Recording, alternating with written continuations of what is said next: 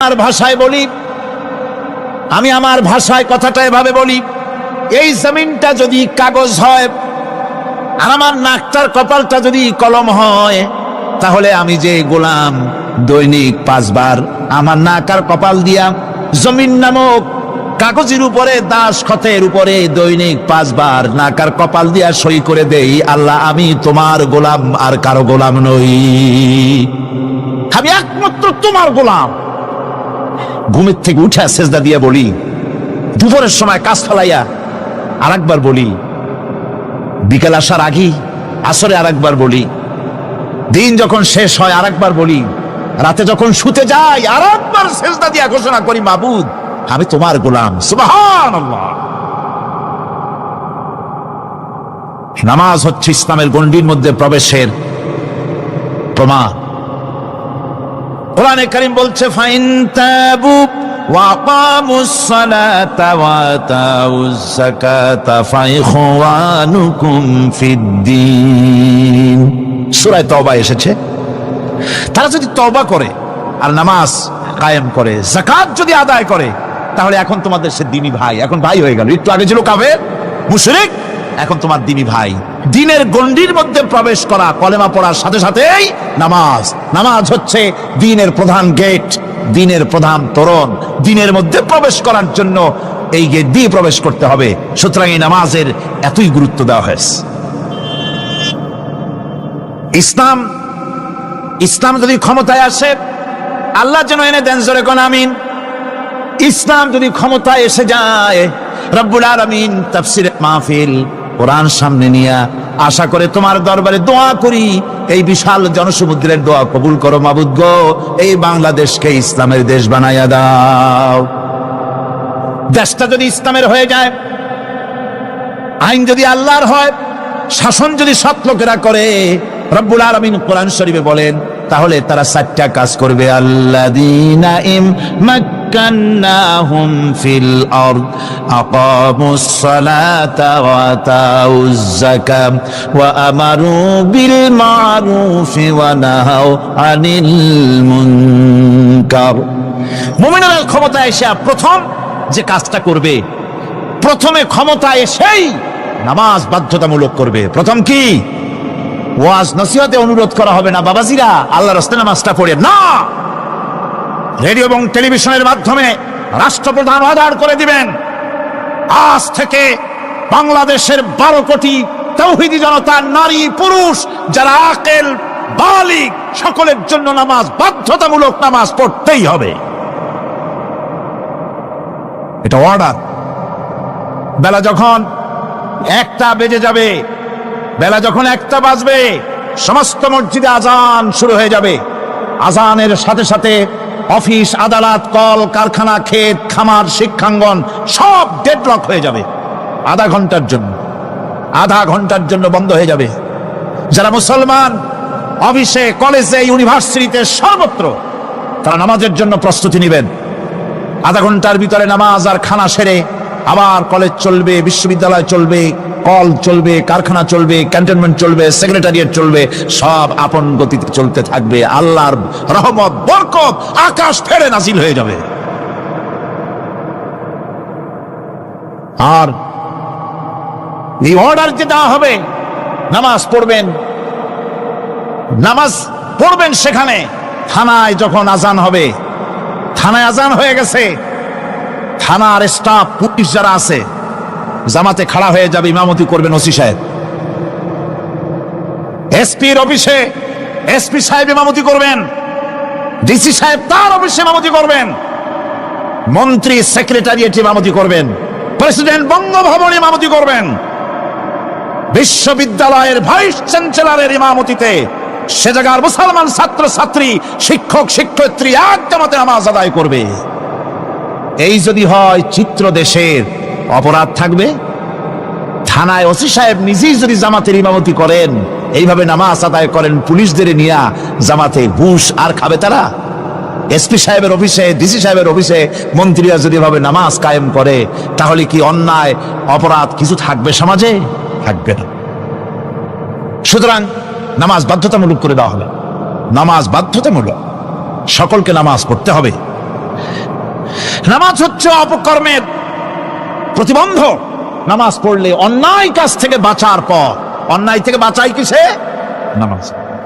আল্লাহ রাব্বুল আলামিন বলেন, উতলু মা উহিয়া ইলাইকা মিনাল কিতাবি ওয়াকিমিস সালাম ইন্নাস সালাতা তানহা আনিল ফাহশাই ওয়াল মুনকার। হে নবী, এই কিতাব তেলাওয়াত করো, যা তোমার প্রতি অবতীর্ণ করা হয়েছে, এই কিতাব তেলাওয়াত করো আর নামাজকে প্রতিষ্ঠা করো। নিঃসন্দেহে নামাজ মানুষকে পাপাচার থেকে বাঁচায়া দেয়। অশ্লীলতা, পাপাচার থেকে মানুষকে বাঁচায় কে? জোরে চিল্লায় কোন কে? নামাজ। এই নামাজ মানুষকে অন্যায় কাজ থেকে বাঁচায় দেয়। নামাজ যে মানুষকে অন্যায় কাজ থেকে বাঁচায়, কেমনে বাঁচায়?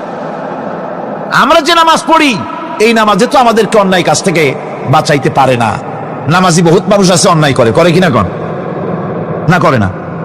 করে। নামাজি অথচ অন্যায় করে। আর আল্লাহ বলছেন নামাজিকে, নামাজ তাকে অশ্লীলতা থেকে ফিরায়। তাহলে কথা কাটটা ঠিক? আল্লাহটা জোরে বলেন, কাটটা ঠিক? অবশ্যই আমার আল্লাহর কথা হক। আমি ভুল করতেছি, আমি যেন কোথাও ভুল করতেছি, সামথিং ইজ রং, কোথাও যেন আমরা ভুল করে বসতেছি। সেই ভুলটা কি আমরা আবিষ্কার করতে চেষ্টা করবো ইনশাআল্লাহ। প্রথম যে কথাটা সেটা হচ্ছে যে আমরা যা নামাজে পড়ি আমরা তা বুঝি না। কথা ঠিক কিনা? আমি যদি এখন প্রশ্ন করি সামি আল্লাহু লিমান হামিদা অর্থ কি কন, ফার্স্ট ডিভিশনে কয়েকটা লেটার নিয়ে ফেল করবেন, এরকম লোক আছেন না নাই? সুবহান রাব্বিয়াল আলা অর্থ কি জানি না।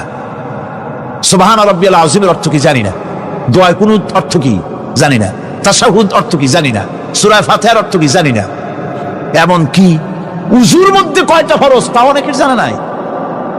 কথা কি বেশি বললাম না ঠিক বলছি? একজনে জিজ্ঞেস করলো, মিয়া উজুতে কয় ফরজ? কয় হুজুর কি মনে করেন যে বুঝি জানি না? এটা তো সাধারণ ব্যাপার, বলেন না কয় ফরজ? কয় উজুতে তো 17 ফরজ। কি কি? কয় হাত ধোয়া, পাও ধোয়া, মুখ ধোয়া, নাক ধোয়া, চোখ ধোয়া, জিহ্বা ধোয়া, মাথা ধোয়া। বলতে বলতে গুণে দেখা গেল প্রায় 19টার মতো বলছে।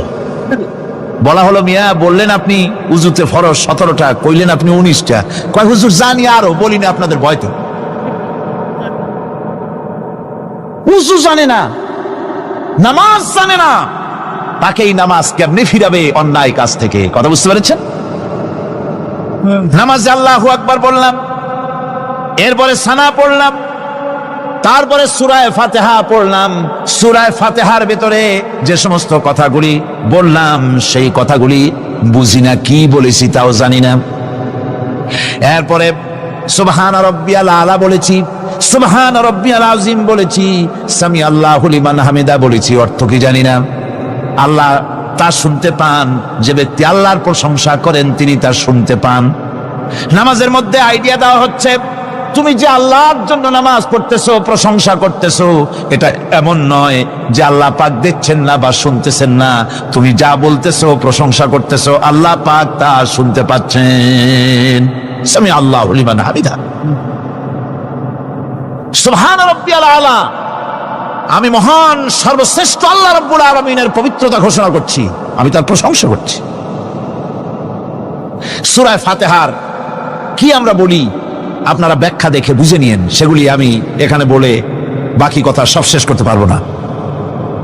নামাজে কি পড়েন সেটা যদি জানতেন, অবশ্যই আল্লাহ রাব্বুল আলামিনের কথা কার্যকরী হয়ে যেত।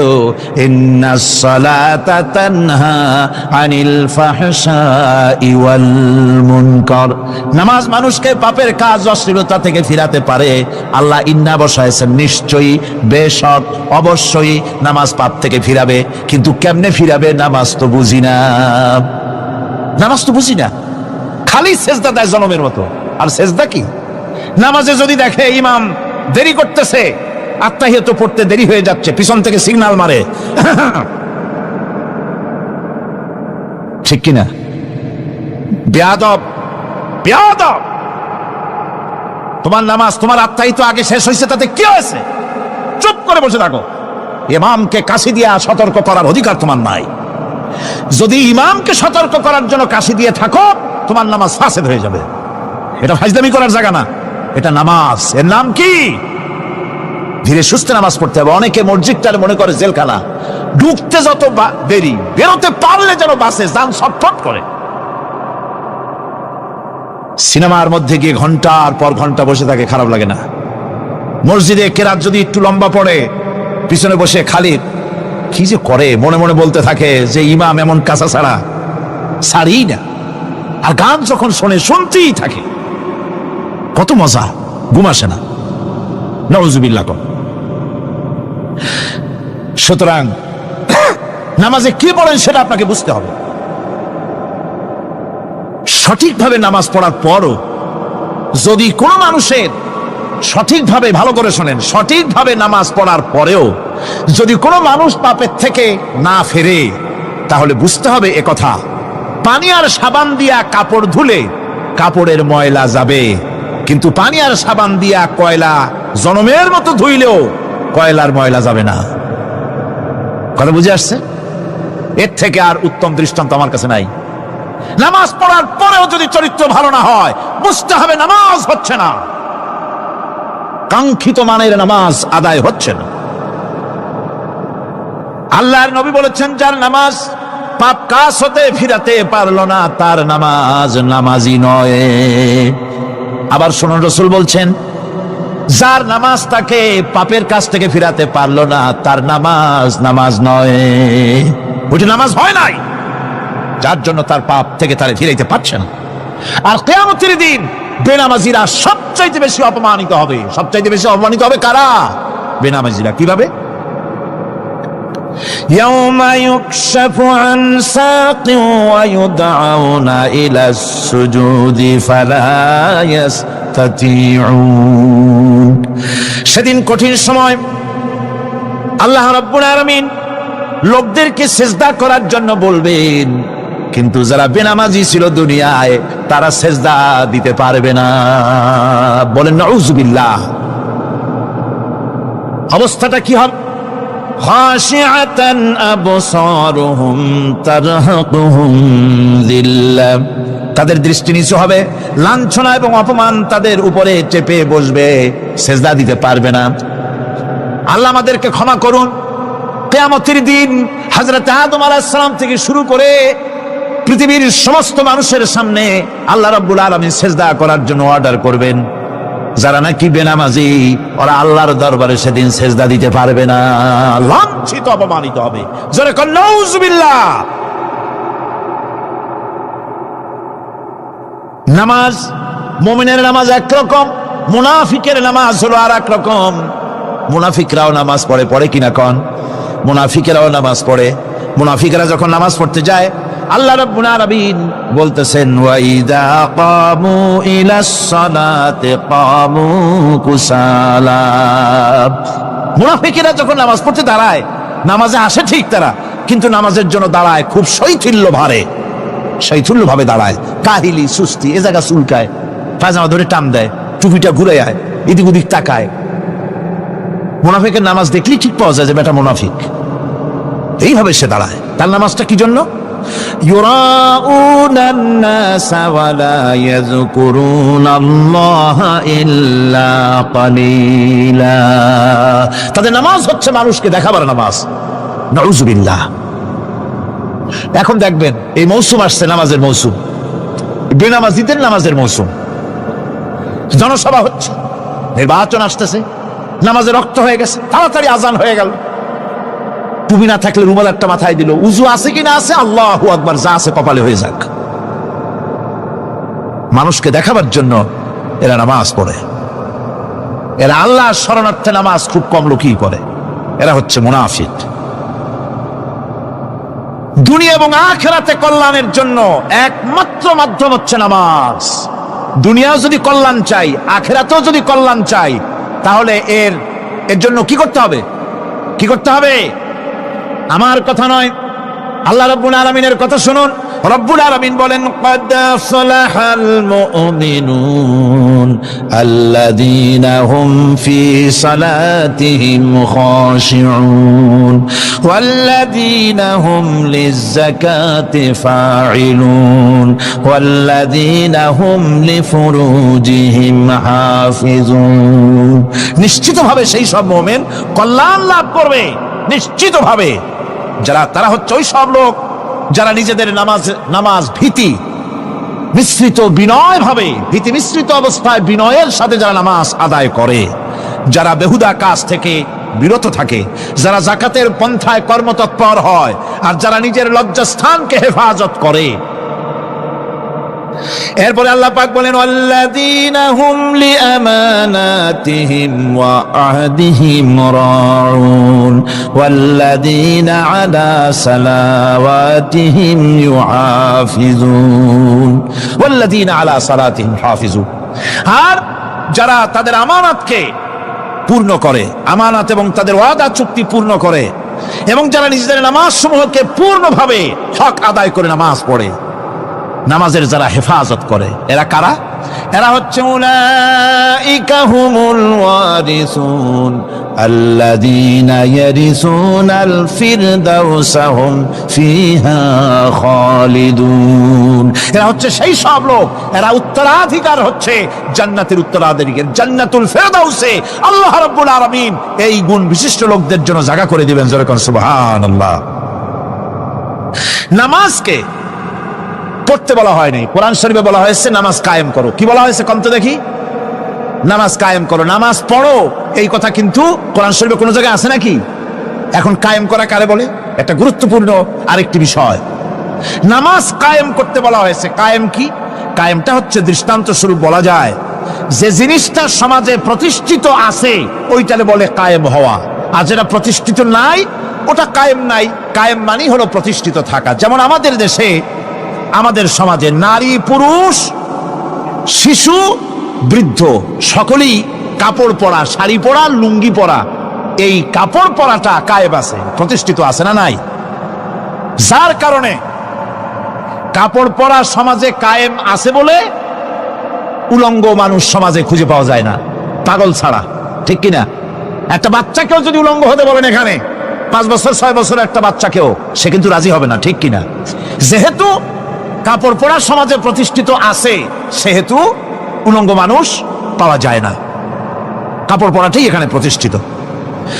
সুতরাং এখন অবস্থাটা এই হয়েছে, কাপড় পরা প্রতিষ্ঠিত আছে বলে কোন উলঙ্গ মানুষ এসে যদি এই মঞ্চে দাঁড়ায় আর বলে আমাকে একটু বক্তৃতা করতে দেন, আপনারা কি করবেন? মঞ্চে তো উঠতেই দিবেন না। উলঙ্গ মানুষ যদি কোনো চাকরি নিতে যায় ইন্টারভিউতে, তাকে লাইনে দাঁড়াইতে দেবে? দেবে না। এমন কি উলঙ্গ হয়ে যদি বাড়িতে প্রবেশ করে তার বউ দূর দূর করে তাড়াই দেবে, ঠিক কিনা? যেহেতু সমাজের ভিতরে কাপড় প্রতিষ্ঠিত আছে সেই জন্য এই উলঙ্গ মানুষ পাওয়া যায় না। অনুরূপ ভাবে নামাজ যদি প্রতিষ্ঠিত হতো সমাজের ভিতরে, তাহলে বেনামাজি খুঁজে পাওয়া যেত না। চাকরি করতে গেলে সেখানে নামাজ মানদণ্ড হয়ে যেত, নামাজ পড়ে কিনা তা দেখে নেওয়া হতো, বেনামাজি লোক পাওয়াই যেত না যদি প্রতিষ্ঠিত থাকতো। প্রথম প্রশ্নই হতো তুমি নামাজ পড়ো কিনা। ইলেকশনে যদি একজন উলঙ্গ মানুষ এসে দাঁড়ায়, ভাইরা এবার আমার বোতল মার্কা বাক্স, উলঙ্গ মানুষ এসে ভোটে দাঁড়াইছে, আপনারা ভোট দিবেন? দিবেন। ওইটা কাপড় প্রতিষ্ঠিত আছে বলে, লুঙ্গি প্রতিষ্ঠিত সমাজে আছে বলে উলঙ্গ মানুষকে আপনি ভোট দিবেন না। নামাজ যদি প্রতিষ্ঠিত থাকতো সমাজে, বেনামাজি মানুষ যদি এসে মঞ্চে দাঁড়ায়া যতই বলতো আমি ক্ষমতায় গেলে এই করব সেই করব, নামাজ প্রতিষ্ঠিত থাকলে পরে বেনামাজিরে কেউ ভোট দিত না। নামাজ যদি প্রতিষ্ঠিত থাকতো তাহলে অফিসের অফিসার তো দূরের কথা, বেনামাজি অফিসের ঝাড়ুদারের চাকরিও তার কিসমতে যুক্ত না, যদি নামাজ প্রতিষ্ঠিত থাকতো। এর নাম হলো নামাজ কায়েম হওয়া। নামাজ কায়েম থাকলে এই অবস্থার সৃষ্টি হতো। এই জন্য আল্লাহ পাক বলেছেন নামাজকে কায়েম করতে হবে। নামাজ হবে সব ভালো কাজের মানদণ্ড। সমস্ত ভালো কাজের মানদণ্ড কি? নামাজ। নামাজ আমাদেরকে বড় রকমের শিক্ষা দেয়। কি শিক্ষা দেয়? নামাজ আমাদের শিখায় ঐক্য আর ভ্রাতৃত্ব, ভ্রাতৃত্বের আর ঐক্যের শিক্ষা দেয়। এক নেতার আনুগত্য করা শিখায়। জামাত যত বড় হোক, ইমাম হবে কয়জন? একজন ইমাম হবে। আর এই ইমাম মানে কি? নেতা। ইমাম মানে কি? নেতা নির্বাচন শিখায় নামাজে। নেতা নির্বাচন কে শিখায়? নামাজ শিখায়। বোঝেন খুব ভালো করে। কিভাবে? মনে করুন চট্টগ্রাম শাহী মসজিদে ইমাম প্রয়োজন, এখন সেই ইমাম নেওয়ার জন্য ইন্টারভিউ কল করা হলো, বিজ্ঞাপন দেওয়া হলো পত্রিকায়, অনেক আলেম আসলেন, ইন্টারভিউ বোর্ডে যারা বসলেন তারা ইন্টারভিউটা কিভাবে নেবেন? যার মাথার চুল লম্বা বেশি তার ইমামতি দেওয়া হবে, যার লুঙ্গিটা পায়ের গিরার তলে তারে দেওয়া হবে, যার মোষটা মুখের মধ্যে গিয়া ঢুকছে, হাসি দিলে বুঝাই যায় না হাসে না কান্দে, তারে দিবে, দাড়িগুলা কামাইছে তারে দেবে, সিগারেট খায় বা অবশ্য চট্টগ্রাম আর সিলেটে সিগারেটের ফতোয়া ভিন্ন রকম। বরিশালে আমি যেখানে জন্মগ্রহণ করেছি আমার এলাকায় কোনো আলেম যদি সিগারেট খায়, মসজিদের ইমাম তো ভালো, মসজিদ ঝাড়ু দিতেও ঢুকতে দেবে না মসজিদে। এটা এই এলাকার এক রকমের কায়দা, আমি এটার ব্যাপারে কথা নাইবা বললাম। তো আপনারা খুঁজে দেখবেন সে সিনেমা দেখে নাকি, মিথ্যা কথা বলে নাকি, বউ পর্দায় থাকে নাকি, এগুলি মাইক্রোস্কোপ যন্ত্র দিয়ে ইমামের মাথা থেকে পা পর্যন্ত দেখবেন কিনা কন? আচ্ছা এবার কত দেখি এই ইমাম সাহেব ইমামতি করবে কতজন লোকের? 500, 1000, শাহী মসজিদে ধরেন 5000 লোক হইল, 5000 লোক, 5000 লোকের ইমাম নির্বাচনের সময় পা থেকে শুরু করে মাথা পর্যন্ত দেখেন, এমনকি বউ পর্যন্ত। বৌমনি আনিয়ে দেখেন না, পর্দায় থাকে কিনা এইটা আপনারা দেখেন, ঠিক কিনা? এ খবরটা নেন। 5000 লোকের একটা ইমাম বানাতে গিয়ে মাইক্রোস্কোপ যন্ত্র দিয়ে দেখেন মোষ কেমন, দাড়ি কেমন, চুল কেমন, পাও কেমন, হাত কেমন, হাতে নখ লম্বা কিনা, দাঁতে ছাতা কিনা, বউ পর্দায় থাকে কিনা, মিথ্যা কথা কয় কিনা, এত দেখেন।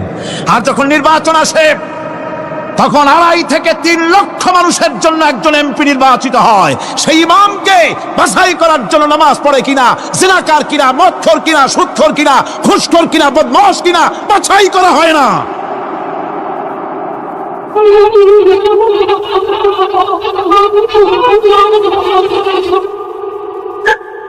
নামাজ আমাদেরকে এটা শিখায় ইমাম কেমনে বানাইতে হবে, কোন সুবহানাল্লাহ।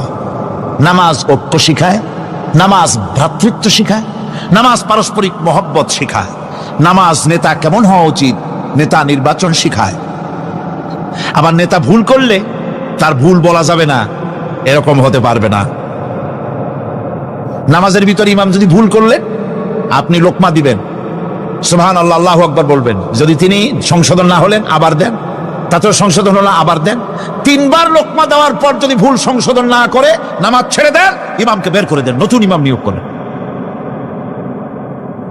যারা ক্ষমতায় যাবে, আপনি রাষ্ট্রের ইমাম যারে বানাবেন, সেই রাষ্ট্রীয় ইমাম যদি জনগণের ইচ্ছার বিরুদ্ধে যদি চলে, 1 বার লোকমান দেন, 2 বার লোকমান দেন, 3 বার দেন, তারপরেও যদি না নামে, ঘট ধরে নামে না। নামাজ আপনাকে নেতা নির্বাচন, নেতাকে প্রতিষ্ঠিত রাখা, নেতার আনুগত্য আপনাকে শেখায়। নামাজ লাইন সোজা করে দাঁড়াতে হবে, লাইন যদি বাঁকা করেন আপনার কলজেটা ওরকম বাঁকা হয়ে যাবে, নাউযুবিল্লাহ। নামাজের কাতারে যার কারণে নামাজের কাতার বাঁকা হবে, পুরা কাতারের জন্য আল্লাহর কাছে ওই লোকটা দায়ী হয়ে যাবে। নামাজ শৃঙ্খলা শিখায়, সুবহানাল্লাহ কইতে ইচ্ছা করে না? নামাজ শৃঙ্খলা শিখায়, শৃঙ্খলা বোধ শিখায়, সোজা হয়ে দাঁড়ায়। তারপরে ঐক্য এবং মহব্বত শিখায়। নামাজের ভিতরে যখন দাঁড়ায় গেলেন, আমির দাঁড়ালো, ফকির দাঁড়ালো, মন্ত্রী দাঁড়ালো, তার ড্রাইভারও দাঁড়ায় গেল, একই কাতারে দাঁড়ায় গেছে। নামাজ পড়তে গিয়ে ড্রাইভারের পাও গিয়ে লেগেছে মন্ত্রীর গায়ে। নামাজ শেষ হওয়ার পর মন্ত্রীর বাবার ক্ষমতা নাই এ কথা বলার যে বেটা ড্রাইভার সলিমদ্দি, তোর পাও লেগেছে আমার পায়ে, তোর চাকরি শুদ্ধা দোজখে পাঠায় দেব। পারবে বলতে? পারবে না। মিয়া মন্ত্রী সাহেব, এটা তোমার সেক্রেটারিয়েট না, এটা আল্লাহর ঘর। এটা কার ঘর? এক হি সব মে খড়ে হো গে মাহমুদ ও আয়াজ, এক হি সব মে খড়ে হো গে महमूद ओ अयाज, न कोई बंदा रहा न कोई बंदा नवाज। একই কাতারে দাঁড়িয়ে গেছে সম্রাট মাহমুদ আর চাকর আয়াজ। এখন সম্রাট মাহমুদও নাই, চাকর আয়াজও নাই, সম্রাট আর চাকর দুজনই আল্লাহ পাকের গোলাম হয়ে গিয়েছে। তুমি মসজিদে এসেছো, তুমি আল্লাহর গোলাম। কার গোলাম? আল্লাহ পাকের গোলাম। এই জিনিস শিখায় নামাজ। নামাজ শিখায় মানুষকে পাঞ্চুয়ালিটি, নিয়মানুবর্তিতা, সময়ের জ্ঞান শিখায় নামাজ। নামাজ মানুষে কি শিখায়? আল্লাহ রাব্বুল আলামিন বলছেন, ইন্নাস সালাতা কানাত আলাল মুমিনিনা কিতাবাম মাওকুতা। নিঃসন্দেহে নামাজ মুমিনদের নিয়মানুবর্তিতার সাথে ফরজ করা হয়েছে, তাদের উপরে নিয়মানুবর্তিতার উপরেই, সময়ের উপরে নামাজকে ফরজ করা হয়েছে। আপনার আন্দাজ মতো আপনি পড়তে পারবেন না, সময় মতো পড়তে হবে, আউয়াল ওয়াক্তে পড়তে হবে। আমার দেশের মসজিদগুলিতে ফজরের নামাজ পড়া হয় এমন সময় পূর্ব দিক ফর্সা হয়ে যায়। ইমাম সাহেব যদি ভুল করেন, নামাজ যদি দোহরাতে যান, তাহলে সূর্য উদয় হয়ে যাবে, এমন অবস্থা। নামাজ এত দেরিতে পড়া হয়। প্রত্যেক ওয়াক্তের নামাজ আউয়াল ওয়াক্তে পড়ার জন্য রাসূল সাল্লাল্লাহু আলাইহি ওয়াসাল্লাম তাগিদ করেছেন। সময়ের দিকে লক্ষ্য রাখতে বলা হয়েছে। যেই জাতি, লক্ষ্য করুন, যে জাতি দৈনিক 5 বার টাইমলি, অক্ত মতো, সময় মতো নামাজ আদায় করতে হয়, দুর্ভাগ্যজনক সত্য, সেই জাতির কাছে সময়ের কোনো দাম নাই। সময়ের দাম নেই। 9টার গাড়ি কয়টা আসবে? 9টার গাড়ি কয়টা আসবে? একদিন দেখা গেল সত্যি 9টার সময় এসে গেছে। যাত্রীরা বলছে মাশাআল্লাহ, অন্তত একটা দিন তো 9টার সময় আসলো। স্টেশন মাস্টার বলছে না, খুশি হওয়ার কারণ নাই, আজকের না, এটা গতকালকেরটা। আমার আমেরিকার সফরের সময়, যে বাড়িতে আমি আমেরিকায় থাকি, কুইন্স এলাকায়, নিউ ইয়র্ক সিটিতে, সে বাড়িওয়ালা চাকরি করে। সে আমাকে বলল 10টি বছর আমি একটা ট্রেনে যাতায়াত করি। সে বলছে রাত 3:45 ট্রেনটা আসে, ওই ট্রেনে চড়ে সে তার কর্মস্থলে যায়।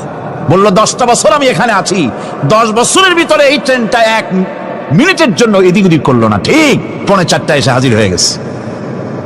ঝড় হোক, বৃষ্টি হোক, স্নো পড়ুক, বরফ পড়ুক, টাইমলি চলতেছে। দুনিয়ায় ভিন্ন জাতিরা যে উন্নতি করে, তার পেছনে সময়ের জ্ঞান তাদের অনেক বেশি আমাদের থেকে। কথা ঠিক কিনা? আমাদের সময় জ্ঞান নাই, সময়ের কোনো মূল্য আমরা দেই না। 2টার সময় মিটিং হবে, মন্ত্রী সাহেব আসেন 5টার সময়, ঠিক কিনা? বক্তৃতার জন্য সময় দেওয়া হয়েছে 20 মিনিট, নাহমাদু ওয়া নুসাল্লি আলা কইয়া সুর দিয়া 35 মিনিট গেছে নাহমাদু কইতে কইতে। সময় 20 মিনিট, তার মনেই নেই। এই যে সময়ের জ্ঞান নাই, এটা ব্যর্থতা। নামাজ মানুষকে সময়ের জ্ঞান শিখায়, কোন আলহামদুলিল্লাহ। এই সময়ের জ্ঞান আমাদেরকে শিখতে হবে। এবার আমি আপনাদের সামনে বলতে চাই, আল্লাহর নবী জনাবে মুহাম্মদ রাসূলুল্লাহ সাল্লাল্লাহু আলাইহি ওয়াসাল্লাম নামাজের ব্যাপারে কি বলছেন। এতক্ষণ তো আল্লাহর কথা শোনালাম, কার কথা শোনাইছে? আমার আল্লাহর নবী বলেন, নবীকে প্রশ্ন করা হলো, ইয়া রাসূলুল্লাহ, আইয়ু শাইইন আহাব্বু ইনদাল্লাহি ফিল ইসলাম, ইসলামের মধ্যে আল্লাহর কাছে কোন জিনিসটা বেশি প্রিয়? আল্লাহর কাছে ইসলামের কোন জিনিসটা বেশি প্রিয়? হুজুর বললেন, as-salatu li waqtiha, মান তারাকা সালাতান ফালা দীনা লাহু ওয়াস-সালাতু ইমাদুদ্দিন। আল্লাহর কাছে সবচাইতে বেশি প্রিয় হচ্ছে নামাজ। সবচাইতে প্রিয় কি? নামাজ। ওয়াক্ত মতো নামাজ আদায় করা আল্লাহ পাকের বেশি প্রিয়। আর এই নামাজ হচ্ছে দ্বীনের খুঁটি। এটা দ্বীনের কি? খুঁটি। এই যে খুঁটিগুলো আছে, খুঁটিগুলো ফালাই দিলে তারপরে আপনার এই প্যান্ডেল থাকবে? থাকবে না। বিল্ডিং এর পিলার ভেঙে দেন, বিল্ডিং টিকবে? ঘরের খুঁটিগুলি উড়াই ফেলেন, ঘর টিকবে? টিকবে না। দ্বীনের খুঁটি হচ্ছে নামাজ। লা দীনা লিমান লা সালাতা লাহু, যার কাছে দ্বীন নাই, যার কাছে নামাজ নাই, তার কাছে কি নাই? দ্বীন নাই, ঈমান নাই। আল্লাহর নবী বলেছেন, ওয়ান জাবির রাদিয়াল্লাহু তাআলা আনহু قال قال رسول الله صلى الله عليه وسلم بين العبد وبين الكفر ترك الصلاة। আল্লাহ পাকের নবী বলেন, আল্লাহর বান্দার মুমিন, আল্লাহর বান্দার কাফের, দুইজনের মধ্যে পার্থক্য হলো, যে ব্যক্তি নামাজ পড়ে সে আল্লাহর গোলাম, যে নামাজ পড়ে না সে কাফের হয়ে গেল। যে নামাজ পড়লো না সে কাফের হয়ে গেল। মান তারাকা সালাতান মুতাআম্মিদান ফাকাদ কাফারা, যে ব্যক্তি ইচ্ছে করে নামাজ ছেড়ে দিল সে কাফের হয়ে গেল। বলেন নাউযুবিল্লাহি মিন যালিক। এই জন্য নামাজ আদায় করা বাধ্যতামূলক প্রত্যেকটি মুসলমানের জন্য। রাসূল করিম সাল্লাল্লাহু আলাইহি ওয়াসাল্লাম একটা দৃষ্টান্ত দিয়েছেন। কারো বাড়ির সামনে যদি একটা নাহার থাকে, একটা পুকুর থাকে, একটা খাল থাকে প্রবাহিত, এতে যদি ওই বাড়িওয়ালা দৈনিক 5 বার গোসল করে, তাহলে তার গায়ে কি কোনো ময়লা থাকে? হুজুর, সাহাবীরা বললেন না হুজুর থাকে না। হুজুর বললেন এটাই হলো নামাজের দৃষ্টান্ত, 5 ওয়াক্ত নামাজ যে আদায় করবে সে গুনাহ থেকে আল্লাহ পাক তাকে পবিত্র করে দিবেন। সুবহানাল্লাহি বিহামদিহি। আমার ভাইরা, নামাজ পড়লে পরে এক জুমা থেকে আর এক জুমা পর্যন্ত মানুষ যে সমস্ত গুনাহ করে, কবিরা গুনাহগুলি বাদে, শিরক আর কবিরা গুনাহগুলি বাদে যত গুনাহ আছে তার কাফারা হয়ে যায়। নামাজ যে সঠিকভাবে আদায় করবে, এই নামাজটা একটা কঠিন কাজ। নামাজটা কি কাজ? কে বলতেছেন এ কথা? আল্লাহ পাক। ওয়া ইন্নাহা লাকাবীরাতুন ইল্লা আলাল খাশিঈন। নামাজ একটা ভারী জিনিস, একটা কঠিন জিনিস। কাদের জন্য কঠিন নয়? যারা নাকি আল্লাহ পাককে ভয় করে। আল্লাযীনা ইয়াযুন্নুনা আন্নাহুম মুলাকু রাব্বিহিম ওয়া আন্নাহুম ইলাইহি রাজিউন। যারা নাকি একথা মনের ভিতরে ধারণা করে যে আল্লাহ রাব্বুল আলামিনের দরবারে আমার হাজির হওয়া লাগবে, মোলাকাত করা লাগবে, এই চিন্তা যারা করে তাদের জন্য নামাজ মোটেই কষ্টকর নয়, নামাজ মোটেই তাদের জন্য অসহনীয় নয়, বোঝা নয়, ভার নয়। তারা নামাজ আদায় ঠিকই করবে। এই জন্যে বিবি বাল বাচ্চা সকলকে নামাজের জন্য তাকিদ করতে হবে। যত ভাই এখানে এসেছেন নিজেরা পড়বেন, বিবি বাল বাচ্চাকে তাকিদ করবেন। আল্লাহ পাক বলছেন ওয়া আনজির আশীরাতাকাল আকরাবিন। তোমার নিকটবর্তী যারা আছে তাদেরকে তুমি আল্লাহর ভয় দেখাও, নামাজের জন্য তাদেরকে বলো, আল্লাহর ভয় তাদের অন্তঃকরণের মধ্যে সৃষ্টি করে দাও। আর এই নামাজ পড়তে হবে জামাতের সাথে। নামাজ পড়তে হবে কিসের সাথে? জামাতের সাথে। রাসূল করিম সাল্লাল্লাহু আলাইহি ওয়াসাল্লাম বলছেন, হুজুরের কাছে, আল্লাহর নবীর কাছে, হযরতে আবু হুরায়রা রাদিয়াল্লাহু তাআলা আনহু হাদিসটি বর্ণনা করেছেন। হুজুরের কাছে একজন অন্ধ লোক এলো। সেই অন্ধ লোক এসে বললেন, হুজুর আমি তো চোখে দেখি না, জামাতের যে গুরুত্বের কথা আপনি বললেন, আমাকে কি রুখসত দেওয়া যায় নাকি? আমি অনেক সময় সাথী সঙ্গী পাই না, আমাকে কি রুখসত দেওয়া যায় নাকি? হুজুর বললেন, হ্যাঁ তোমাকে রুখসত দেওয়া গেল। অন্ধ যখন হেঁটে যাচ্ছিলেন, নবীজি তাকে আবার ডাকলেন, ডেকে জিজ্ঞেস করলেন, অন্ধ নামাজের মসজিদের আজান কি তোমার কানে যায়? বলে হ্যাঁ আমি আজান শুনি। হুজুর বললেন, আজানের জবাব দিবা, মসজিদে এসে জামাতে নামাজ পড়বা। একজন অন্ধকে রুখসত দেওয়া হয় নাই। মসজিদে আজান শোনার পর ঘরে বসে যদি নামাজ আদায় করেন, নামাজের হক আদায় হবে না। হুজুর সাল্লাল্লাহু আলাইহি ওয়াসাল্লাম বলেছেন, মসজিদে আজান হওয়ার পর যে ব্যক্তি ঘরে বসে নামাজ পড়ে, আমার ইচ্ছা হয় ঘরটা আগুন দিয়ে জ্বালায় দেই। কে বলতেছেন? রাহমাতুল্লিল আলামিন বলতেছেন। রাহমাতুল্লিল আলামিন বলতেছেন, ঘরের মধ্যে যদি মেয়ে লোক আর বাচ্চারা যদি না থাকতো, তাহলে আমার ইচ্ছা হয় আমি বলি আগুন দিয়ে ঘরটারে জ্বালায় দাও। এই ঘরের মহব্বতেই তো সে বাইর হয় না। নামাজের এত বড় গুরুত্ব দেওয়া হয়েছে। আমার বন্ধুগণ, এই নামাজের জামাতি আল্লাহর নবী জীবনের শেষ নামাজ জামাতে আদায় করেছেন। জীবনের শেষ নামাজটাও জামাতে আদায় করলেন। তখন তার এমন অবস্থা, এত অসুস্থ, দাঁড়াতে পারেন না, হাঁটতে পারেন না। দুইজন সাহাবীর কাঁধের উপরে ভর করে তারপরে বহু কষ্ট করে মসজিদে গিয়ে নামাজ আদায় করেছেন। খুতবা দিয়েছেন, বললেন, খুতবা দিতে গিয়ে বললেন, আজ থেকে মসজিদে নববীর চতুর্দিকের সকলের দরজা বন্ধ হয়ে যাবে, শুধু আবু বকরের দরজাটা খোলা থাকবে।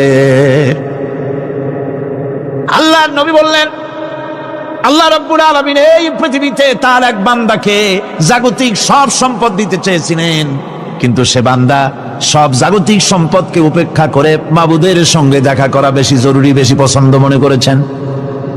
এতটুকুন কথা নবীজি বললেন, কেউ কিছু বুঝলো না।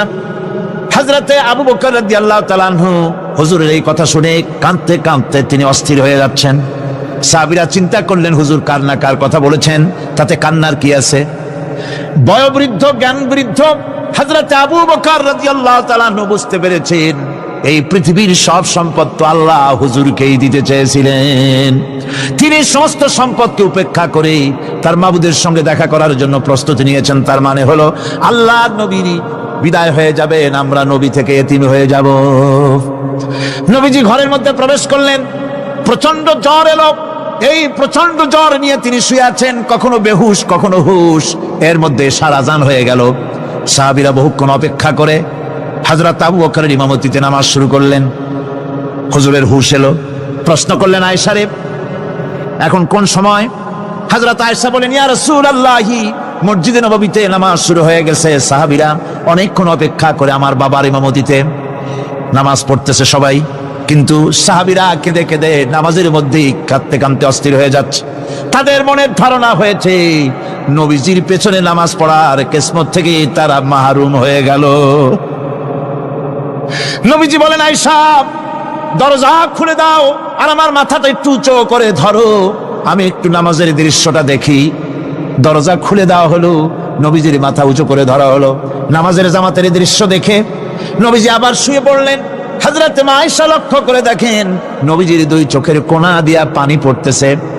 মা আয়েশা জিজ্ঞেস করেন, ইয়া রাসূলুল্লাহ, হে নামাজের দৃশ্য দেখে চোখে কেন পানি এলো? হুজুর বলেন, আয়েশা রে, এটা কোনো দুঃখের পানি নয়, এটা তৃপ্তির পানি। এই যে জামাত নামাজ পড়তেছে লোকেরা, এই জামাত কায়েমের জন্য তায়েফের ময়দানে অনেক রক্ত আমার ঝরেছে। উহুদের ময়দানে দান্দার মোবারক শহীদ হয়েছে, সাহাবায়ে কেরাম জীবন দিয়েছে। এই যে জামাত আমি দেখতে পেলাম, ভবিষ্যতের একটা ছবি যেন চোখে ধরা পড়লো। আমার মনে হলো কিয়ামত পর্যন্ত এই পৃথিবীতে আমার যত উম্মত আসবে তারা এইভাবে করে জামাতে নামাজ আদায় করবে।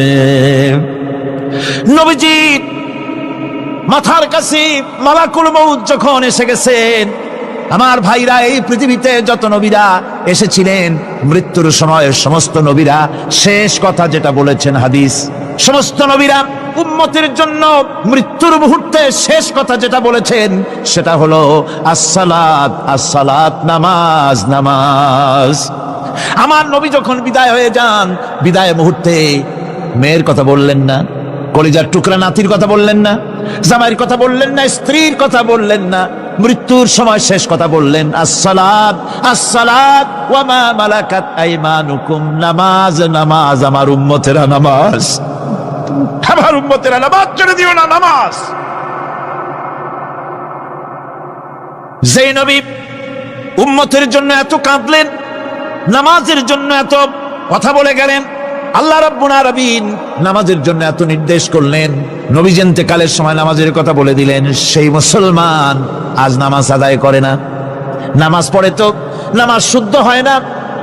হযরতে হুযায়ফা রাদিয়াল্লাহু তাআলা আনহু, তিনি একবার ইয়েমেন সফর করেছিলেন, এক মসজিদে নামাজ পড়লেন, একজনকে তিনি নামাজ পড়তে দেখলেন, নামাজ পড়তে দেখে তিনি অপেক্ষা করলেন, লোকটা নামাজ হয়ে যাওয়ার পর তিনি প্রশ্ন করলেন, আল্লাহর বান্দা, তুমি কতদিন এরকমের নামাজ পড়তেছো? তিনি বললেন, প্রায় 40 বছর তো হবে আমি এরকম নামাজ পড়তেছি। হযরতে হুযায়ফা বলেন, তুমি কি আমারে চেনো? কয়, না, চিনি না। হযরত হুযায়ফা বললেন, আল্লাহর বান্দা শোনো, আমি হচ্ছি আল্লাহর নবী মুহাম্মদুর রাসূলুল্লাহ সাল্লাল্লাহু আলাইহি ওয়াসাল্লামের সাহাবী হুযায়ফা। ও আল্লাহর বান্দা, তুমি যেভাবে নামাজ পড়েছো এইরকম যদি 40 বছর নামাজ পড়ে থাকো, আল্লাহর কসম করে বলি, নবীজি যে নামাজ শিখাইছেন তোমার সে নামাজ হয় নাই, রাসূলুল্লাহ নামাজ হয় নাই, নামাজ পড়লেই হবে না। রাসূলুল্লাহ বলেছেন, সাল্লু কামা রাআইতুমুনি উসাল্লি, নামাজ পড়ো সেইভাবে যেভাবে আমারে পড়তে দেখো। বিশ্বাস করুন ভাইরা, নামাজ যদি না হয়, হরতাল করিয়া, মিছিল করিয়া, বিক্ষোভ করিয়া, যে কোনো আন্দোলন করে ইসলামকে বিজয়ী করা যাবে না যতক্ষণ পর্যন্ত নামাজ সহি না হবে। নামাজ হচ্ছে ফাউন্ডেশন, নামাজ নাই কিচ্ছু নাই। ঠুকঠাক করে দুইটা সেজদা দিয়ে উঠে যাবেন, আপনার ইসলামী আন্দোলনের 4 পয়সার দাম নাই। নামাজ আগে, জিহাদের ময়দানেও নামাজ, যেখানে আছেন ওখানেই নামাজ পড়তে হবে, আর তা পড়তে হবে আদবের সাথে, মুহাব্বতের সাথে, অন্তত এক তাসবিহ পরিমাণ তো বটেই। যদি তা না হয়, রুকুর থেকে দাঁড়ালেন, সেজদায় চলে গেলেন, ওয়াজিব তরক হলো, সো সেজদা দিলেন না, নামাজ ফাসিদ হয়ে গেল, নষ্ট হয়ে গেল নামাজ। এটা পাগলামি না, নামাজ সহিভাবে আদায় করতে হবে। নামাজ থেকে দাঁড়াবেন, রুকুর থেকে দাঁড়ায় গেলেন, বলবেন রব্বানা লাকাল হামদ, কোন রব্বানা লাকাল হামদ হামদান কাসীরান তাইয়িবান মুবারাকান ফিহি। একজন সাহাবী এই দোয়াটা পড়ছিলেন। নামাজ শেষ করে আল্লাহর নবী প্রশ্ন করলেন, নামাজের ভিতরে অতিরিক্ত এই কথাগুলি কে বলেছো? সাহাবী ভয় পেয়ে গেলেন, ভয় তিনি বললেন, হুজুর আমি বলেছি। হুজুর বললেন, তুমি জানো না আমি নবী, তুমি নবী না, আমি যা দেখি তুমি দেখতে পাও না।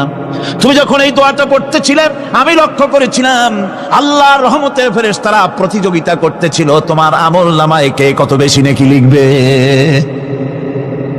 রুকুতে দাঁড়ায়া এটা পড়বেন, সেজদায় চলে যাবেন, দুই সেজদার মাঝখানে ততক্ষণ বসে থাকবেন যতক্ষণ একটা সেজদার ভিতরে ছিলেন। পড়বেন আল্লাহুম্মা গফিরলি ওয়ারহামনি ওয়াহদিনি ওয়াআফিনি ওয়ারযুকনি। নামাজের মধ্যে দোয়া পড়তেছে, আল্লাহ আমারে ক্ষমা করে দাও। এসব দোয়া সব হুজুরের।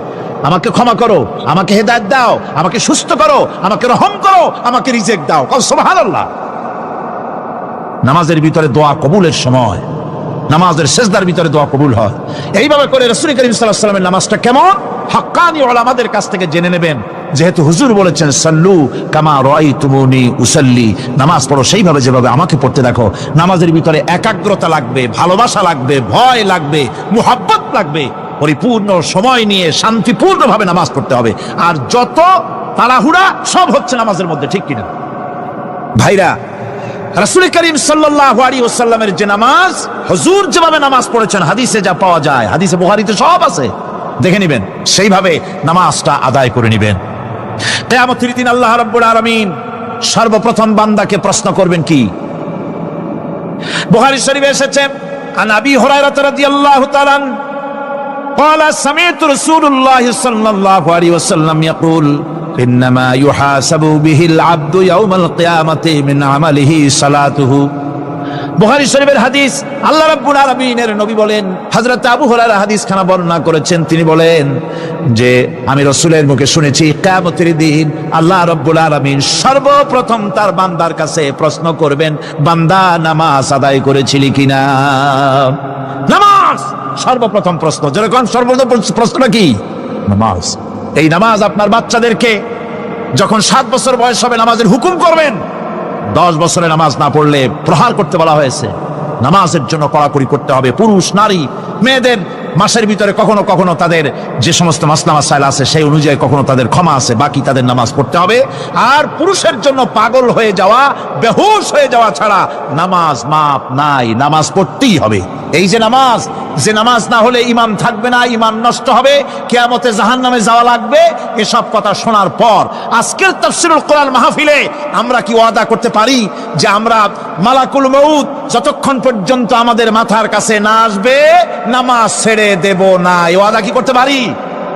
2 হাত উঁচু করুন, বলেন ইয়া আল্লাহ, আমি তোমার নামে শপথ করছি যতদিন মালাকুল মউত আমার মাথার কাছে না আসতেছে ততদিন পর্যন্ত ফরজ নামাজ, ফরজ রোজা ছেড়ে দেব না।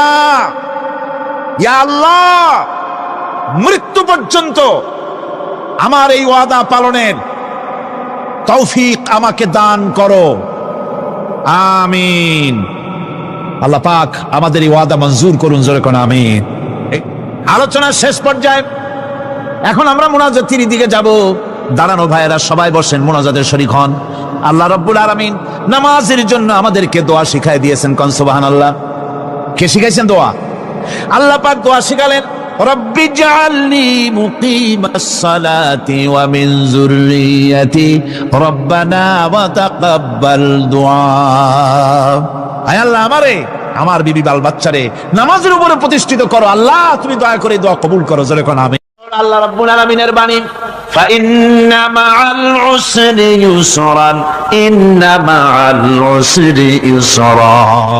আল্লাহ পাক বলেন, জেনে রাখো দুঃখ এবং কষ্টের সাথে রয়েছে সুযোগ আর সুবিধা, আর অসচ্ছলতার সাথে রয়েছে উদার সচ্ছলতা, জোরে কোন সুবহানাল্লাহ। কাজে ভয় পাওয়ার কারণ নাই, হতাশ হওয়ার কারণ নাই, মন আশায় বুক বেঁধে রাখো। গুনাহ করেছো, হতাশ হও না। যুবকদের গুনাহ করা স্বাভাবিক।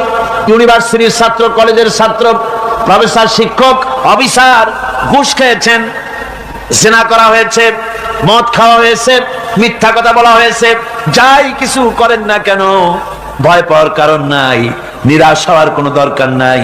আল্লাহ পাক ডেকে বলেছেন, কুল ইয়া ইবাদিয়াল্লাযীনা আসরাফু আলা আনফুসিহিম লা তাকনাতু মির রাহমাতিল্লাহ।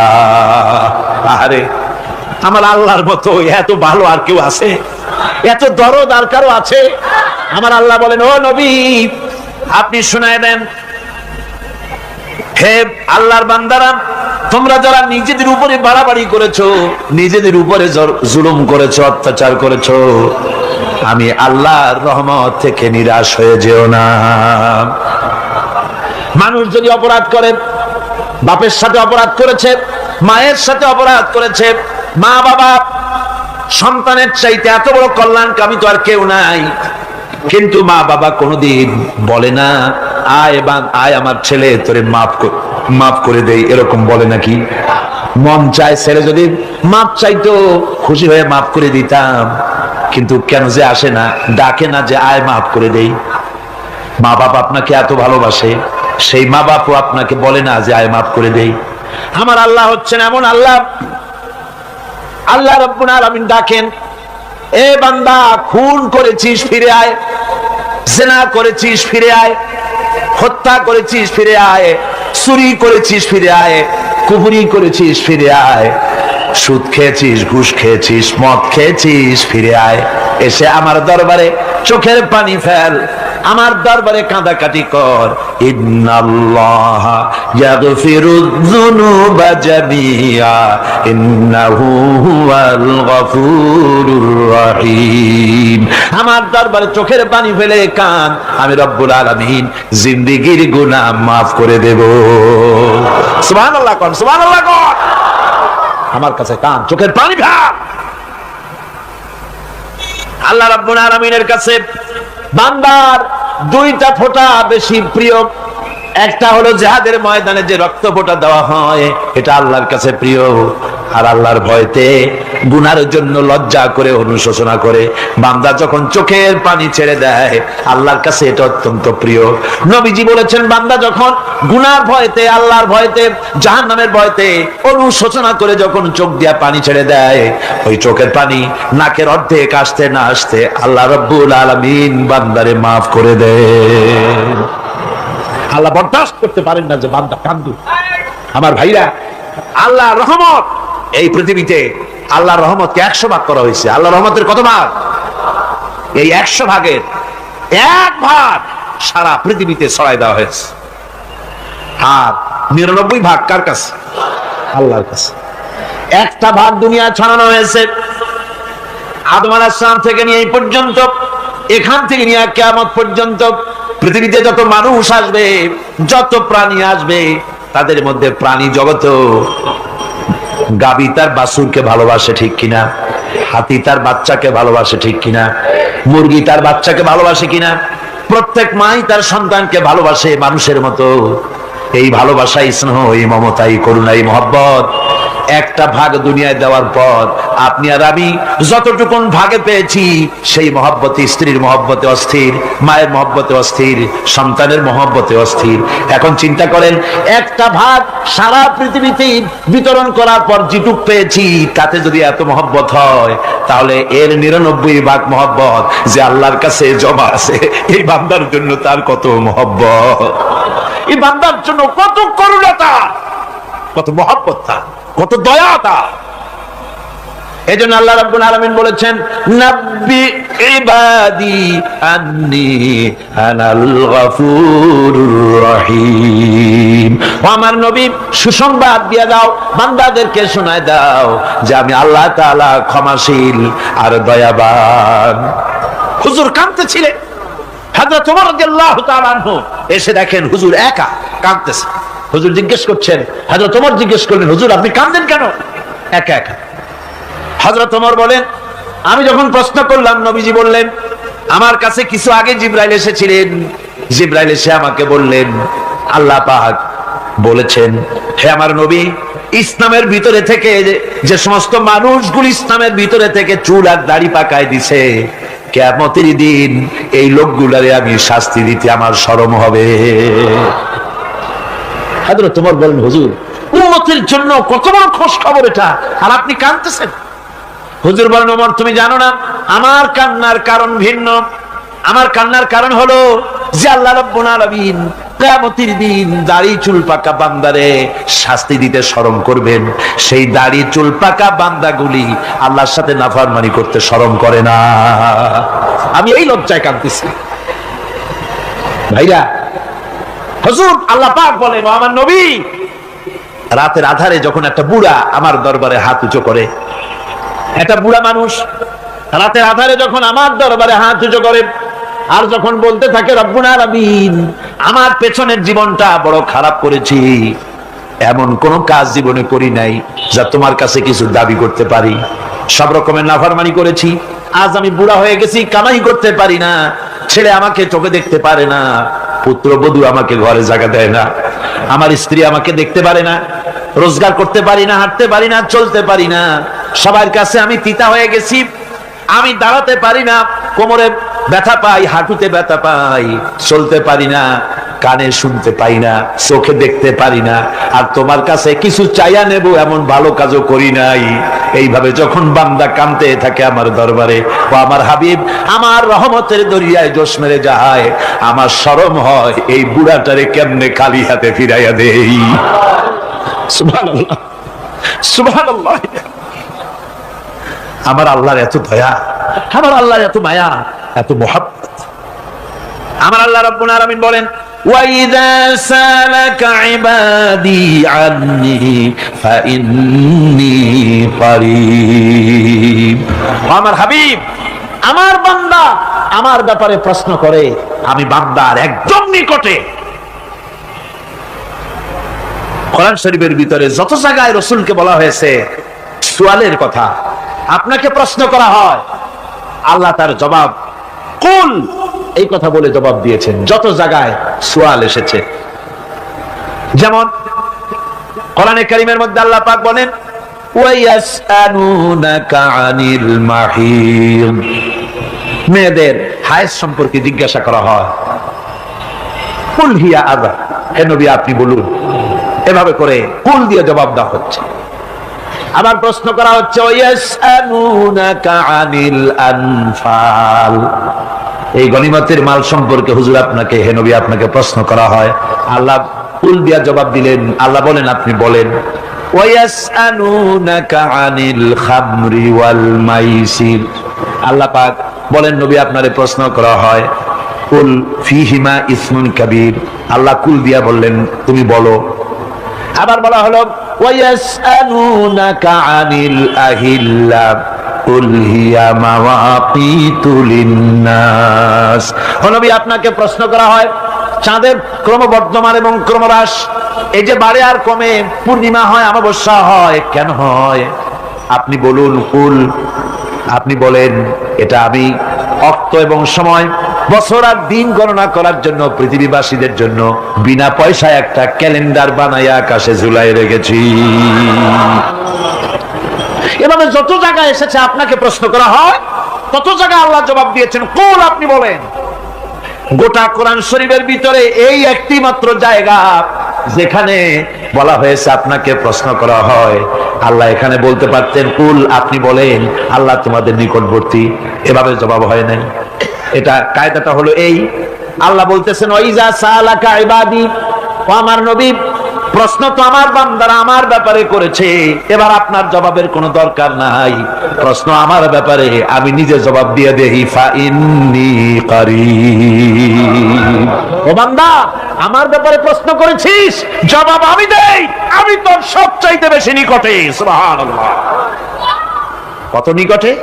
ওয়ানাহানু আকরাবু ইলাইহি মিন হাবলিল ওয়ারিদ, তোর যে রগ এই শাহরগের চাইতেও আমি তোর বেশি কাছে। সুবহানাল্লাহ, আমারে ডাক, আমারে ডাক, কলিজা দিয়া ডাক, অন্তর দিয়া ডাক। মনের থেকে মানুষ যদি ডাকে, মুখের ডাক আর মনের ডাক এক জিনিস নয়। দিল সে জুবাত নিকলতি হ্যায়, असर रखती है पर नहीं मगर ताकते परवाज रखती है। দিল থেকে যে কথা বেরোয় তা প্রভাব বিস্তার করে, ডানা নাই কিন্তু ওড়ার ক্ষমতা রাখে। মনের কথাই ভিন্ন, মন থেকে, দিল থেকে, কলিজা থেকে, অন্তরের গভীর কন্দর থেকে মুহাব্বতের সাথে কেউ যদি একবার বলে আল্লাহ, বলেন আল্লাহ, আল্লাহ, আল্লাহ।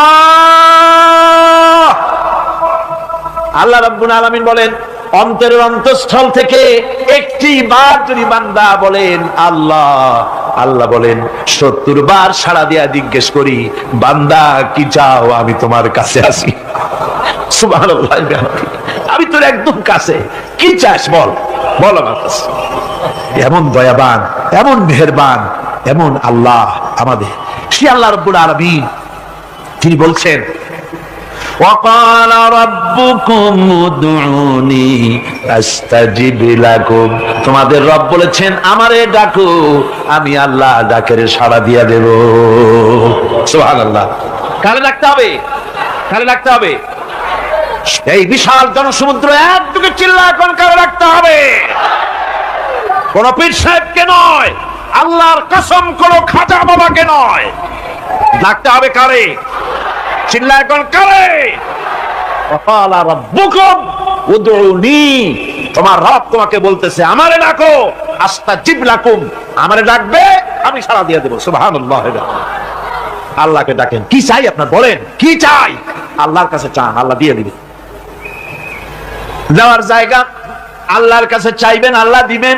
দেওয়ার জায়গা, চাওয়ার জায়গা হলো সেজদায় পড়ে যাবেন। আমার ভাইয়েরা, জায়গাটা চিনাই দিলাম। মাজারে যাওয়া লাগবে না, কবরে যাওয়া লাগবে না। 2 রাকাত নামাজ পড়ে সেজদায় পড়ে গিয়া যত বিপদ আছে, মুসিবত আছে, সেজদার মধ্যে চোখের পানি ছেড়ে দেন আর কেন্দে কেন্দে জীবনের কথা বলেন। আল্লাহ রাব্বুল আলামিন আপনার আওয়াজ শুনবেন আর দোয়া কবুল করে নিবেন। কাঁদতে হবে আল্লাহর কাছে। কার কাছে? আল্লাহর কাছে।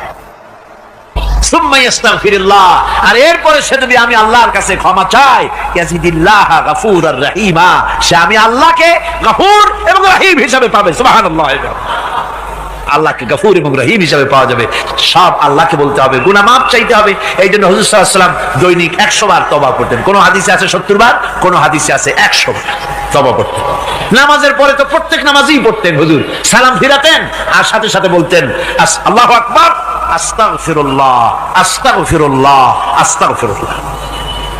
মনে থাকবে আপনাদের? মনে থাকবে? সালাম ফিরাইয়া কি বলবেন?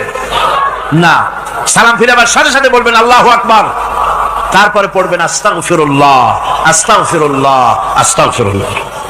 তওবা করবেন, আল্লাহর কাছে সবসময় গুনাহ মাফ চাইতে থাকবেন, বিনীত থাকবেন। আল্লাহকে পাওয়া যাবে, তাকে রহিম হিসেবে পাওয়া যাবে।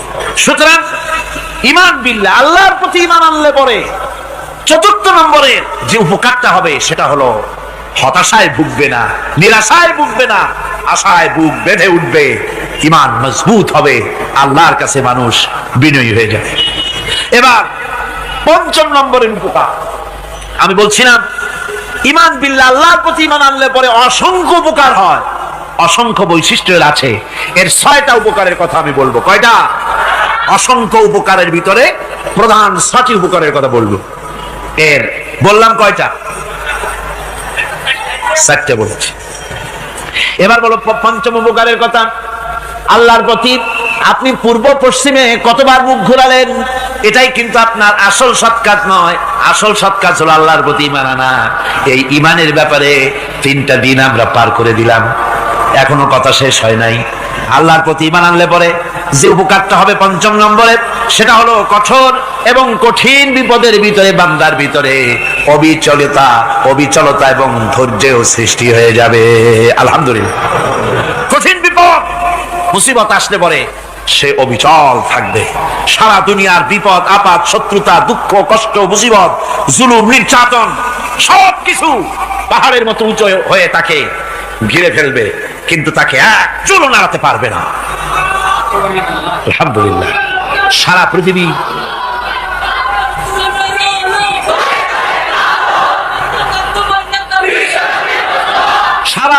একদিকে আর সে একা একদিকে থাকবে।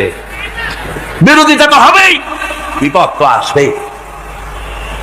কবি বলতেছেন, সাথে জাকা রহা হ্যায় अज़ल से ता इमरोज, सतेजा का रहा है अज़ल से ता इमरोज, चरागे मुस्तफा भी से शरारे बुलाबीस। সে আবহমান কাল থেকে শুরু করে মুস্তাফা সাল্লাল্লাহু আলাইহি ওয়াসাল্লামের দীপ শিকার সাথে আবু জাহেল আবু লাহাবের অগ্নিস্ফুলিঙ্গের টক্কর লেগেই আছে। রাসূলুল্লাহর আল্লাহর দেওয়া এই বিধান, এই দ্বীনের বাতিটা টিম টিম করে চলেছে। আর গোরকি টর্নেডো হাজার হাজার মাইল বেগে হেরিকেন এসেছে, গোরকি এসেছে, টর্নেডো এসেছে, টাইফুন এসেছে, কিন্তু এই আলো নিবাইতে পারে নাই। সুবহানাল্লাহ, এই আলো নিবাতে পারে নাই। এই শত্রুতা চিরকালের, নিবাতে পারবে না। কারণ হচ্ছে আল্লাহ রাব্বুল আলামিন বলেছেন, ইউরিদুনা লিইউতফিউ নূরাল্লাহি বিআফওয়াহিহিম ওয়াল্লাহু মুতিম্মু নূরিহি ওয়ালাউ কারিহাল কাফিরুন। ওরা চায় মুখের ফু দিয়ে আমার আলোকে নিভিয়ে দেবে, কিন্তু আমি আমার আলোকে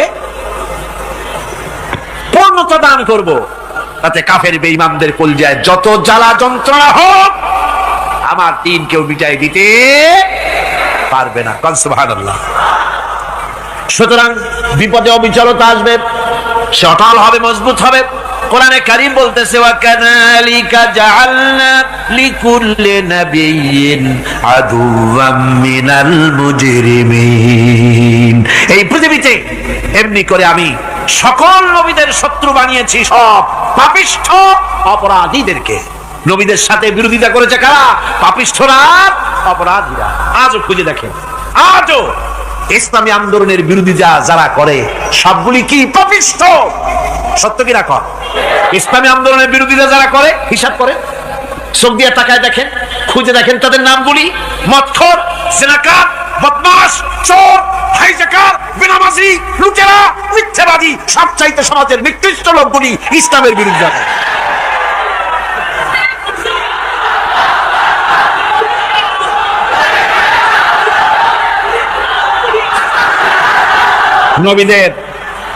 নবীদের শত্রু আল্লাহ বলেন, সব যুগে নবীদের সাথে শত্রুতা করেছে পাপিষ্ঠরা।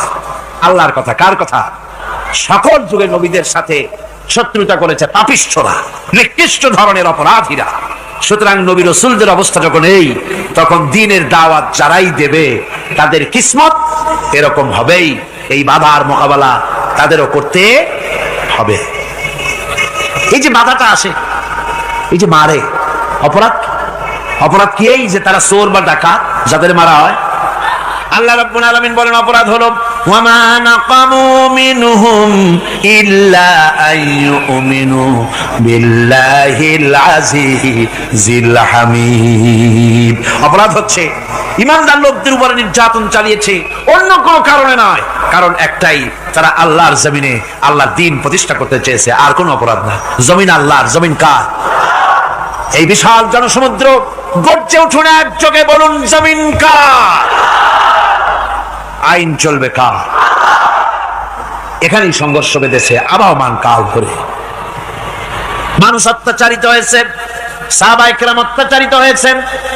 বুখারী শরীফের হাদিসে এসেছে, রাসূল করিম সাল্লাল্লাহু আলাইহি ওয়াসাল্লামের কাছে হযরতে খাব্বাব গিয়ে উপস্থিত হয়েছিলেন।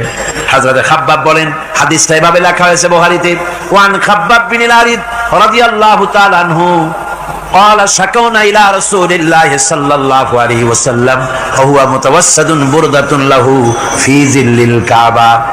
রাসূলুল্লাহর কাছে গেলাম, কাবা শরীফের কাছে গিয়ে দেখি নবীজি একটা চাদর গায়ে দিয়ে তিনি আরাম ফরমাচ্ছিলেন কাবা শরীফের ছায়ায়।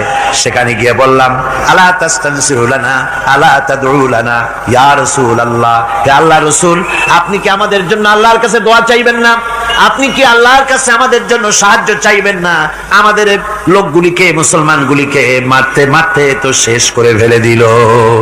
তারা আমাদের সুমাইয়াকে মারলো, আমাদের খাব্বাবকে উটের সাথে পায়ের দড়ি লাগায় টানলো, আমাদের খোবায়েবকে তারা আগুনের উপরে চিৎ করে শোয়ায় রাখলো, না খায় রাখতেছে, মারতেছে। কষ্টে তো শেষ হয়ে গেলাম, হুজুর আপনি কি আমাদের জন্য দোয়া করবেন না?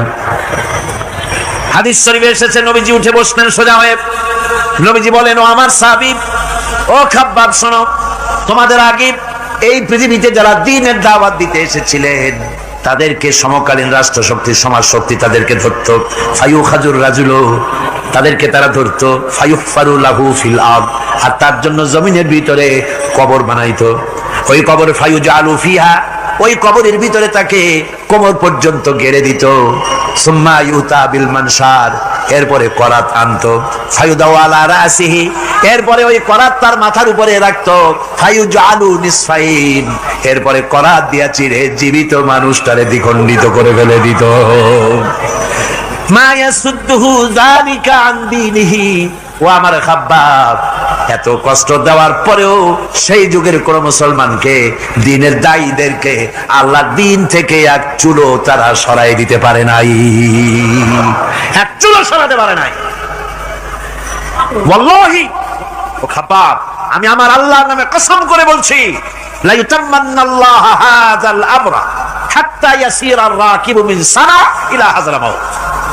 আমি কসম করে বলি, আল্লাহ রাব্বুল আলামিনের এই সানা থেকে হাজারামাত পর্যন্ত লোকেরা যাতায়াত করবে, সুন্দরী রমণীরা গমন করবে, সদাগরেরা যাতায়াত করবে, টাকা নিয়া পয়সা নিয়া যাতায়াত করবে। তাদের মনের মধ্যে লুটের ভয়, টাকার ভয়, চুরির ভয়, ডাকাতির ভয়, জেনার ভয়, হত্যার ভয়, ধর্ষণের ভয়, কোন ভয় থাকবে না। লা ইয়াখাফু ইল্লাল্লাহ, আল্লাহ ছাড়া কোনো ভয় থাকবে না। এমন একটা সমাজ, এমন একটা সময় আসবে। ওয়ালাকিন্নাকুম তাস্তাজিলুন, অথচ খুব তাড়াহুড়ো তোমরা করতেছো। তাড়াহুড়ো করো না, সময় আসবে ইনশাআল্লাহ। আমার ভাইয়েরা, আমার বন্ধুগণ, কঠিন বিপদে অবিচলতা এবং ধৈর্যের দৃষ্টান্ত রেখে গেছেন আম্বিয়া আলাইহিমুস সালাম। সুবহানাল্লাহ। কঠিন বিপদে অবিচলতা, দৃঢ়তা, ধৈর্য কারে বলে, তার দৃষ্টান্ত কারা রেখেছেন? আম্বিয়া আলাইহিমুস সালাম। ওনারাই আমাদের আদর্শ, নবীরাই আদর্শ। সাহাবায়ে কেরাম রিদওয়ানুল্লাহ তাআলা আলাইহিম আজমাইন আমাদের আদর্শ। ভাইরা আমার, মুসা আলাইহিস সালামকে ফেরাউন যখন ঘিরে ফেলে দিল, কোরআনের সব কথা গল্প গুজবার ইতিহাসের জন্য লেখা হয় নাই। কোরআনের মধ্যে যা লেখা হয়েছে সব বান্দাদের উপদেশের জন্য, যাতে করে লোকেরা চিরটা কাল এর থেকে উপদেশ নিয়ে নিজেদের তৈরি করতে পারে। জোরে বলেন সুবহানাল্লাহ। মুসা আলাইহিস সালামের কথা আল্লাহ বলেন, ফেরাউন তাকে ঘিরে ফেলে দিল, পালাবার রাস্তা নাই। ফালাম্মা তারাআল জামআন ক্বালা আসহাবু মূসা ইন্না লামুদরাকুন। মুসা আলাইহিস সালামের উম্মতরা বললেন, হে মুসা, পাকড়াও হয়ে গেছি, পালাবার রাস্তা নাই।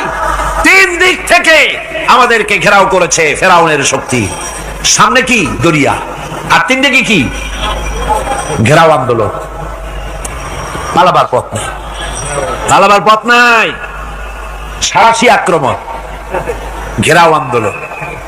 এই যে ঘেরাও টেরাও তো আজকে নতুন নাই, ঘেরাও আসছে অনেক আগের থেকে আসলে।